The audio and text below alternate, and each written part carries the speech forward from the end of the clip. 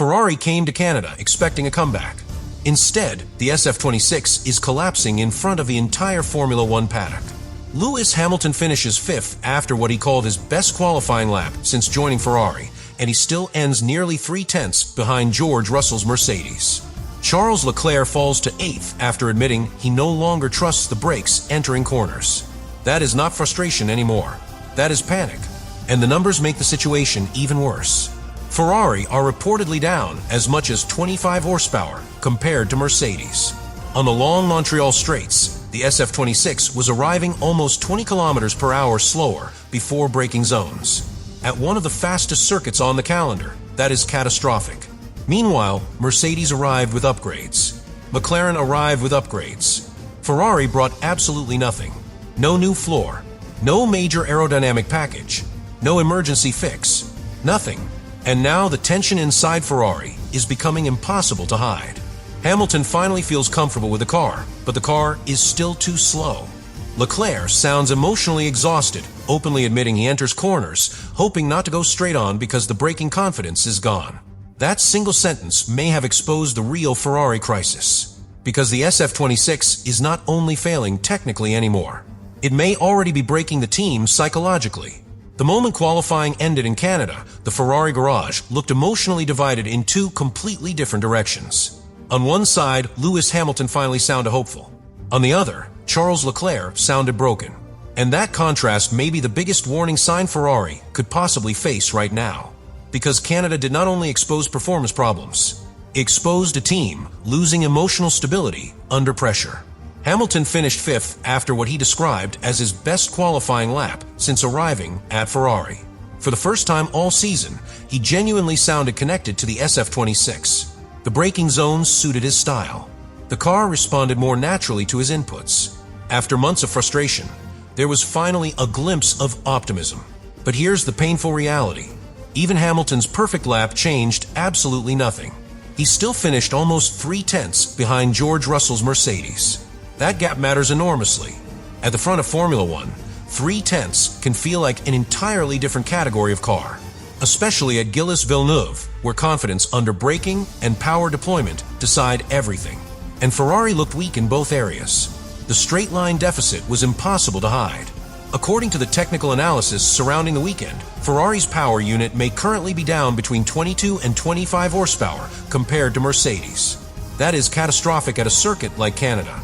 Think about trying to fight another car while carrying extra weight uphill every single lap. No matter how talented the driver is, physics eventually wins. That is exactly what Hamilton and Leclerc were facing. The Mercedes cars were arriving at the end of the straights up to 20 kilometers per hour faster before heavy braking zones. And this is where the emotional pressure inside Ferrari started becoming unbearable. Because while Hamilton somehow managed to maximize the car, Leclerc was falling deeper into frustration with every session. The Monégasque openly admitted he no longer trusted the brakes entering corners. He described approaching braking zones almost hoping the car would stop properly. That is an extraordinary statement from a Formula One driver.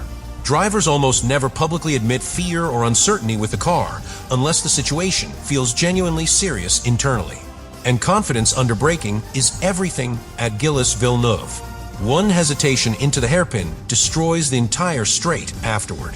One moment of doubt entering the final chicane can end with the car in the wall of champions. Leclerc looked trapped mentally between attacking and surviving. That destroys lap time instantly. And here's the part that made the situation even more painful for Ferrari. At one point during qualifying, Leclerc actually delivered the fastest first sector of anybody on the grid. Faster than Russell, faster than McLaren, faster than everyone.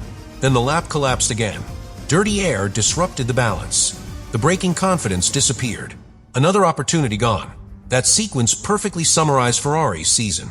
Moments of potential, then immediate collapse. And the deeper people looked into Ferrari's situation, the worse everything appeared. Because while Mercedes arrived in Montreal with major upgrades, Ferrari brought absolutely nothing new. No aerodynamic package, no new floor, no emergency solution, nothing. That decision shocked the paddock. Because Formula One development is relentless. The moment a top team stops bringing upgrades while rivals continue evolving aggressively, the gap grows frighteningly fast. And Ferrari reportedly made that choice because previous upgrades failed correlation targets earlier in the season. The team no longer fully trusted its own development direction.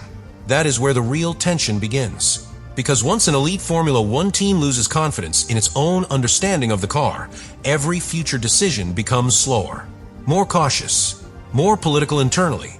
And meanwhile, Mercedes are accelerating forward. That contrast is terrifying for Ferrari. One garage full of confidence, one garage full of questions. And perhaps the most dangerous part of all is this.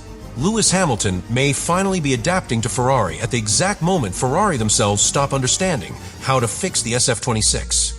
The deeper Ferrari falls into this crisis, the more dangerous the internal atmosphere inside the team becomes. Because Formula One teams can survive being slow for a few weekends. What destroys teams is confusion. And Canada exposed confusion everywhere inside Ferrari. Think about the contradiction they are now facing. Lewis Hamilton is finally starting to understand the car. His confidence is improving. His feedback sounds more positive. For the first time all season, he genuinely looked comfortable attacking the braking zones and extracting performance from the SF-26. But at the exact same time, Charles Leclerc is losing trust in the car completely. That split is incredibly dangerous. Because elite Formula One teams depend on both drivers moving in the same development direction. They need similar feedback, similar confidence, similar understanding of the car's weaknesses. Right now, Ferrari appear to have the opposite situation. Hamilton is adapting to survive the instability.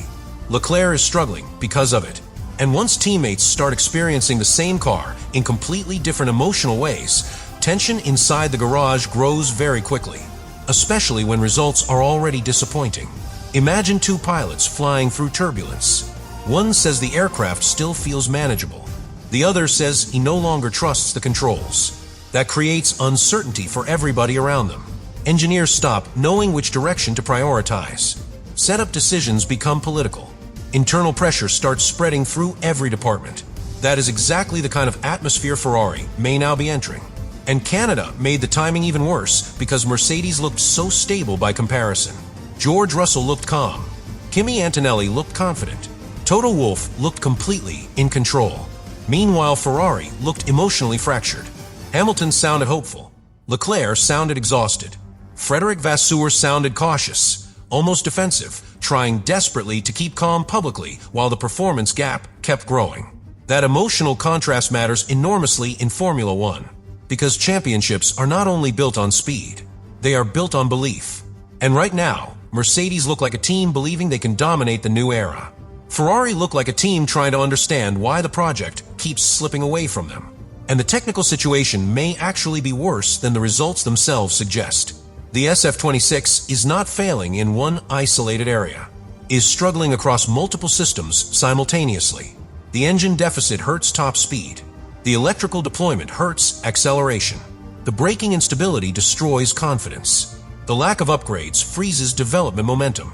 That combination becomes almost impossible to solve quickly during a live championship season, especially under modern Formula One cost cap restrictions. Because every failed development direction now costs teams enormous amounts of time and resources.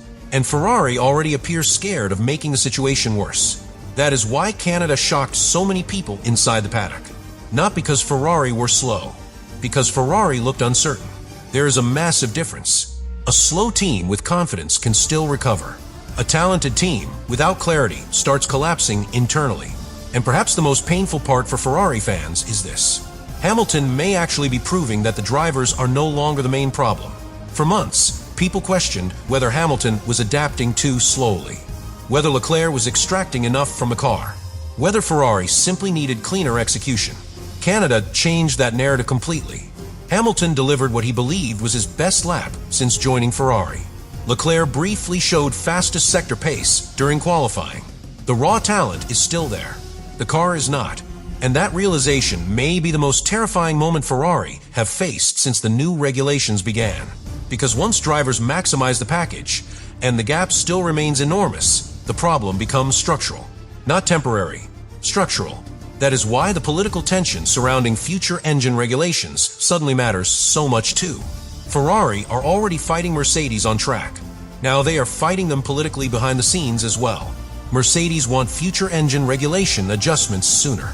Ferrari oppose them strongly because their entire development direction may already be vulnerable under those changes. That creates another layer of pressure inside Maranello, because now Ferrari are not only trying to save the current car, they may already be worrying about the future one too. And that is the terrifying possibility Canada exposed. The SF-26 may not simply be underperforming. It may be the first sign Ferrari misunderstood the direction of Formula One's entire new era.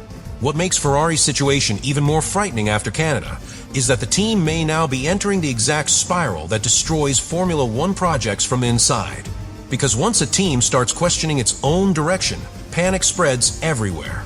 Not publicly at first, quietly, inside engineering meetings, inside simulator sessions, inside late-night conversations between management and technical departments trying to understand why the car keeps behaving differently than expected. And the SF-26 is now showing all the warning signs of a project losing internal trust. Think about Ferrari's current reality. Mercedes arrive with upgrades and immediately become faster. McLaren continue improving steadily. Red Bull still remain dangerous despite their own instability. Ferrari arrive in Canada with no upgrades at all because they no longer fully trust their development path. That is an enormous red flag in Formula One, because elite teams normally evolve aggressively during championship fights. The moment development slows down, rivals gain confidence instantly. And Canada may have been the weekend the entire paddock realized Ferrari are hesitating. That hesitation becomes deadly under the cost cap era. Every failed update costs money. Every wrong concept wastes months. Every uncertainty delays recovery. And meanwhile, Mercedes keep moving forward at full speed. That emotional pressure is now leaking directly into Ferrari's driver situation too. Lewis Hamilton arrived expecting to help rebuild Ferrari into a championship-winning operation. Instead, he may now be witnessing the beginning of another long technical crisis. But strangely, Hamilton himself looks stronger emotionally than expected. Canada was one of the first weekends where he sounded genuinely connected to the car. The heavy braking zones suited his driving style. The rhythm felt more natural. He extracted everything possible from the SF-26 and still managed 5th place despite the enormous performance deficit. That matters psychologically inside the garage, because Hamilton's calmness under pressure naturally attracts trust from engineers and management, especially while Charles Leclerc looks increasingly frustrated. And Leclerc's frustration feels deeper than normal racing disappointment now. The brake comments revealed that clearly. A driver saying he enters corners hoping the car stops properly is not simply complaining about setup. That is a driver losing confidence in the machine underneath him. Once that happens repeatedly, the psychological damage becomes dangerous. Drivers stop attacking instinctively. Overthinking begins. Every braking zone feels heavier. Every mistake hurts more emotionally. And the terrifying part for Ferrari is that Leclerc still showed flashes of elite speed despite all of it. Fastest first sector during qualifying. Raw pace still exists inside him, but the car keeps collapsing underneath those moments. That combination can mentally destroy drivers over a season, especially when they watch rivals becoming stronger every weekend. And perhaps the clearest sign Ferrari are entering dangerous territory is this. The conversation around the team is no longer about winning races. It is about surviving the regulations. That is a massive shift. Ferrari are now openly fighting political battles regarding future engine rules because they fear the next regulation changes could make their current weaknesses even worse. Think about how serious the situation must feel internally for Ferrari to already sound worried about future rule direction while the current car is still failing on track. That reveals anxiety, real anxiety, and Formula One rivals can sense that instantly. Mercedes sense momentum. McLaren sense opportunity. Red Bull sense vulnerability. That is why Canada may become such an important turning point historically. Not because Ferrari had one bad qualifying session, because the Canadian Grand Prix exposed something much bigger. The SF-26 no longer looks like a car waiting for small fixes. It looks like a project losing stability technically, emotionally, and politically at the exact same time. And if Ferrari cannot stop that spiral quickly, the tension inside the garage may become even more dangerous than the performance deficit itself.